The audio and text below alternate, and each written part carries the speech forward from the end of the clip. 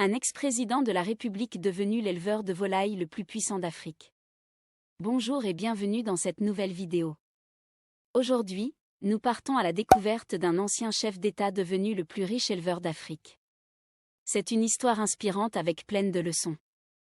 Avant de commencer, je t'invite à télécharger ton livret, 7 conseils d'experts pour réussir dans l'agriculture en Afrique. C'est un petit livre que tu vas lire rapidement en une journée et qui peut changer ta vie, ta perception et te préparer à mieux saisir les opportunités dans l'agrobusiness en Afrique. C'est le premier lien dans la description sous cette vidéo.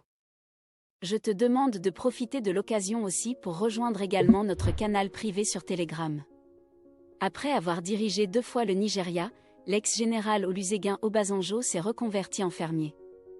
Il passe une retraite heureuse en gérant une ferme de poulets qui lui rapporte $250 000, soit 125 millions de francs CFA par mois. Cela fait de lui l'éleveur de volailles le plus puissant du continent.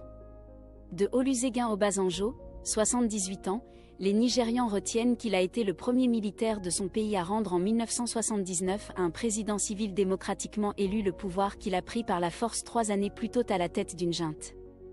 Mais cet ex-général, issu de l'ethnie Yoruba, aura sans doute été le premier chef d'État africain à penser à l'après-pouvoir alors même qu'il est en exercice. Une semaine seulement après avoir quitté ses fonctions, Obasanjo a inauguré le 8 octobre 1979, Ota Farm, à 40 km au sud-est de Lagos, la capitale économique du Nigeria. L'exploitation commence modestement, 2 écloseries, 5 poulaillers et 2 meuneries. Mettant à profit son temps de retraité et son solide carnet d'adresses, Obasanjo, toujours à l'aise dans son boubou traditionnel agbada et son bonnet yoruba, a transformé progressivement cette ferme en une véritable unité industrielle qui emploie désormais pas moins de 7000 personnes. Cette ferme qui a commencé modestement s'étend aujourd'hui sur une superficie de plus de 30 000 hectares. Il y produit des œufs, des poulets, des porcs, des bovins, des poissons, des lapins, du lait, du fourrage. L'ancien chef de l'État nigérian y produit de la semoule du manioc et développe un élevage industriel de poulets à Ota et dans ses succursales dans les États de Ibadan et Oigreco. Les activités de fermier rapportent chaque mois au général à la retraite près de $250 000, 34 millions de naira, environ 125 millions de francs CFA, soit plus que le salaire annuel du président français François Hollande, 179 000 €, 116,3 millions de francs CFA, de son homologue russe Vladimir Poutine, 128 000 €, 83. 2 millions de francs CFA, ou même du Premier ministre japonais, 191 000 €, 124 millions de francs CFA. Dans le business comme en politique, Obasanjo applique les mêmes recettes, le travail, les réseaux, les hommes de confiance. Lui, le Yoruba Baptiste a réussi à devenir un des chefs d'État nigérians le plus populaire dans les États du Nord, majoritairement musulmans.